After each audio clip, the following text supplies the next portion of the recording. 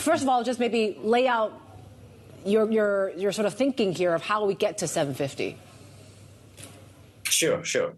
Look, I think firstly, 750 actually isn't that far from where we are here. We've obviously seen this depreciation pressure continuously through the past few months. I'd just simply say there are a lot of headwinds, and the headwinds are partly on the macro side.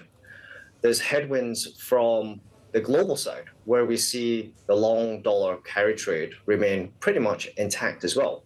But I'd say locally, when we're analyzing some of the capital flow dynamics, it's very clear to us that there is significant weakness. The weakness is coming through equity outflows, foreign bond outflows, even corporates that are hoarding their dollars as well and not bringing back into China. So there's a lot of negativity that's continuing to brew.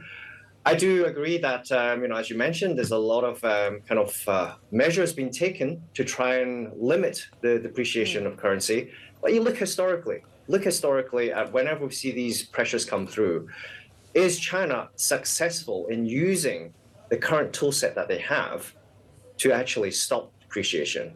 I think not.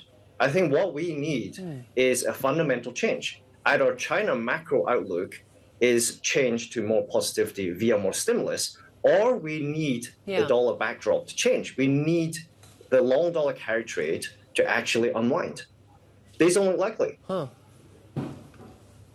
Right, and you don't see the toolkit, to your point, as being enough. In other words, what else should markets expect them to pull out of the hat to smoothen these moves, to your point, Craig?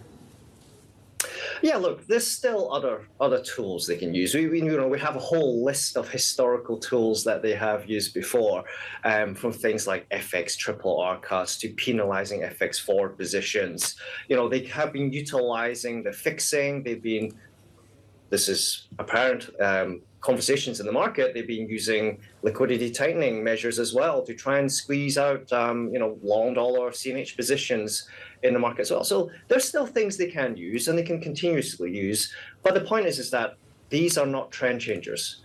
And the point as well I want to make is that if you really step up and you start thinking about controlling capital that's going in and out of China, this is another problem, because clearly it can create an environment where people actually get more and more concerned that we're going to be moving into a sharper depreciation period ahead. And that's exactly what you don't want to do. Right now, if you look at the market, volatility is relatively low.